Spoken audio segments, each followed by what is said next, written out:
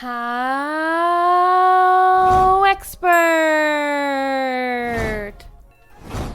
Top 10 candle making tips. HowExpert publishes quick how-to guides on all topics from A to Z by everyday experts. Visit howexpert.com to learn more. Make sure to subscribe to our YouTube channel for more HowExpert Top 10 videos in the future.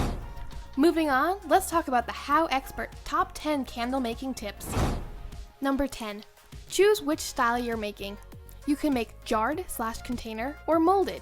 If you choose molded, are you making votives, pillars, tea lights, or even wax melts? The best wax I found was Art Minds. They make paraffin for both containers and pillars. They also have soy beads, and mixes. You can find Art Minds wax at Michael's or on their website. When you get into jarred candles, you will find that you can do any type of candle. You can make coffee scented in coffee mugs or fill a wine glass with wine scented candle. Molds are also limitless. You can stack colors and even scents and make all types of fun shapes. Number 9. Choose your wax. Choosing wax is one of the most basic but also vital steps. Paraffin gives one of the better throws and has a bad rap as unhealthy, but really isn't that bad. Soy and beeswax are considered natural options. Beeswax tends to lead to a different color wax than soy. You can get soy in both pellet or bars. You can mix different types of wax and experiment. Paraffin has one of the best throws. A throw is how far the scent travels when the candle is burning. Number 8. Choose wick or wickless.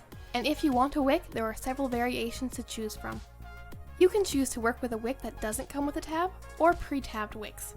The length and style depend on the candle. Some molds have holes in the bottom to pull the wick through, and some require the hole to be sealed, some don't. Pre-tabbed work best for jarred candles. Put a small dab of wax to hold the tab in place and stick it to the bottom of the jar before pouring. Tablets work best for molds that have holes for the wick.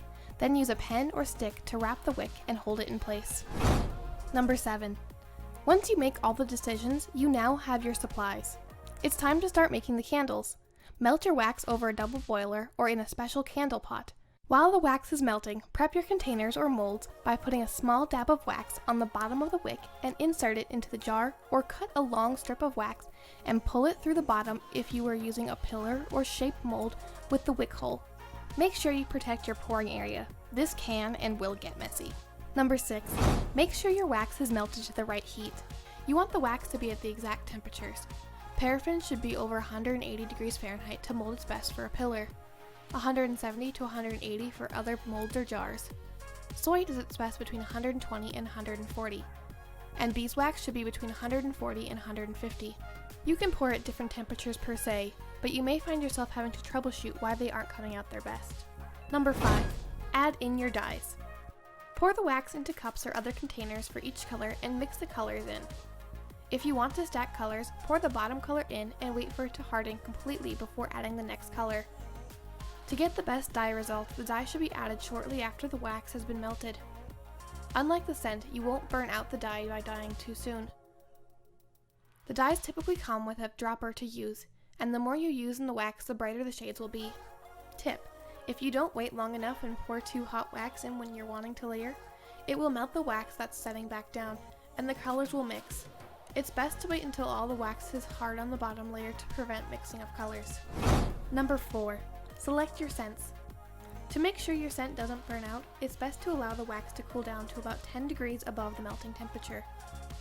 If you wait too long and the candle wax is too cool, the drops from the scent will harden as they hit the wax and create little spots in the candle.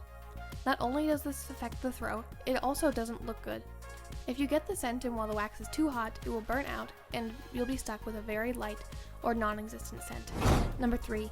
If you get a dip around the wick while it's hardening, the best way to prevent it is to make sure all your temperatures are right. If the air temperature in the room is too cool, it can cause the top of the candle to cool too fast, and that is what can cause the unsightly dip.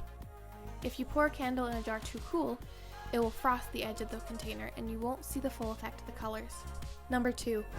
To create a layered look while the candle is burning down, create the molded candle and let it harden.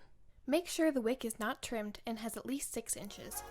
Melt several containers of wax and put different dyes in each container.